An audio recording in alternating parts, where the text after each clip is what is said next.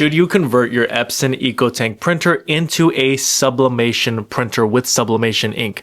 Stay tuned, you won't want to miss this video. Hey, what is going on? The printer guy here. And in this video, I wanted to talk to you about converting your regular Epson EcoTank printer into a sublimation printer, meaning that you would be removing the regular ink and installing sublimation ink and using the printer as a sublimation printer to do sublimation prints. If this video ends up being helpful, please make sure to like the video. Any questions at all, comment below. And if you want more content like this, please make sure to subscribe.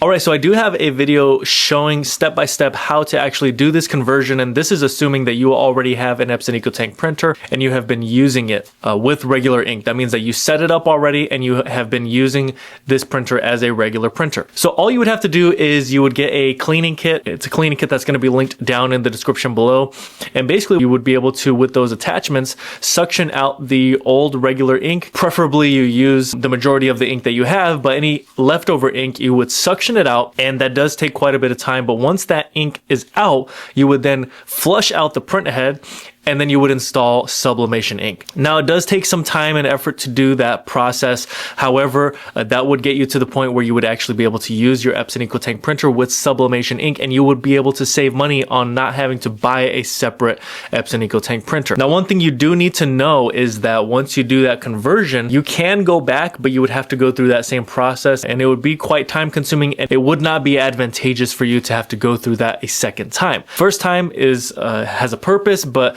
you don't want to go back and forth because you also risk damaging the printer by doing that as well if you do it more than once. The one time doing it step by step is acceptable, but you don't want to do it past that.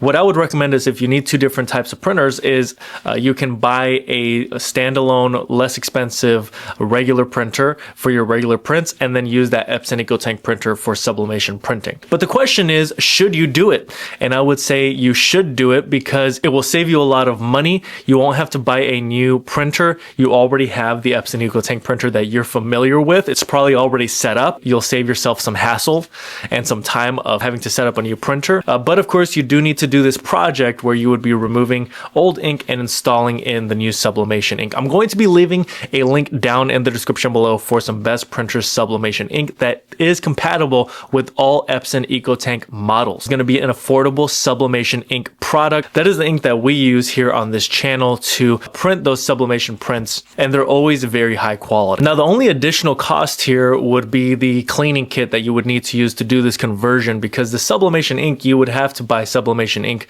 regardless. So that's not really a cost that would be included in the decision between doing a conversion and not doing a conversion. Sublimation ink, you'll have to buy it regardless. The cleaning kit, you could either buy a cleaning kit and do the conversion, or you'd buy a new Epson EcoTank printer and do a conversion.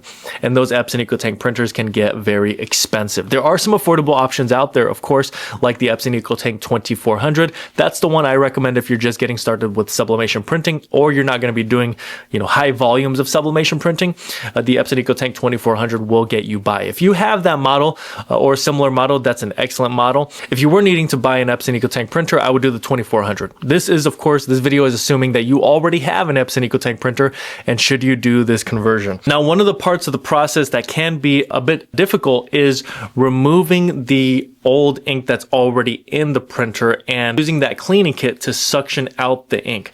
That does take quite a bit of time. That can turn messy, and there is a lot involved with attaching these small pieces to your tubing. You have to have your printer shut off. You have to make sure that there's a lot of things in place, and then after you do the cleaning, you want to wait 24 hours after having cleaned the actual print heads. And so there's a lot involved with actually doing the conversion. Of course, there's the aspect of attaching the tube to the syringe, suctioning out ink, detaching, and then pushing that ink into a container that would be discarded, and then repeating that process over and over. That is going to be the most time-consuming part of the conversion. If you can get past that part and accept that you'll have to, take some time, maybe do it slowly, maybe over a weekend you do a project and you do it little by little, and you can envision yourself doing it, then you absolutely should, if you're willing to do that part of it. you'll have to have the printer taken apart, do the conversion, and then put everything back together. And the really easy part is actually just installing the sublimation ink, because you're just installing the bottled ink just like you would if you were installing regular ink. Now, the nice thing about these bottled ink systems is that there's no chips involved. There's nothing to reset. There's nothing to do in that regard. The one thing I would recommend though is to check your maintenance box. Check the service life on your maintenance box.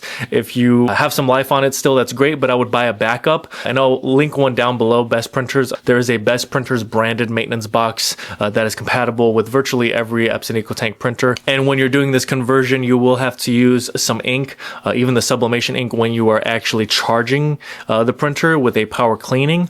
That gets ink back into those lines into the system.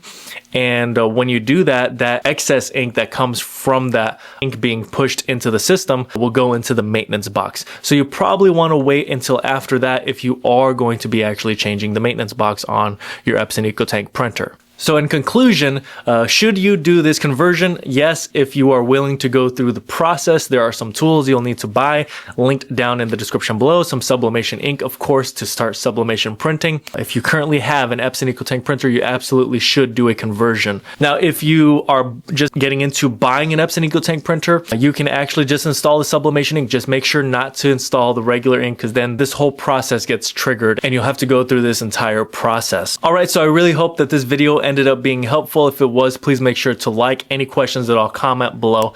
And if you want more content like this, please make sure to subscribe. Thank you so much for watching, and until next time. Thank you so much for watching until the end of this video. I handpicked 2 videos that are here on the screen for you to watch next.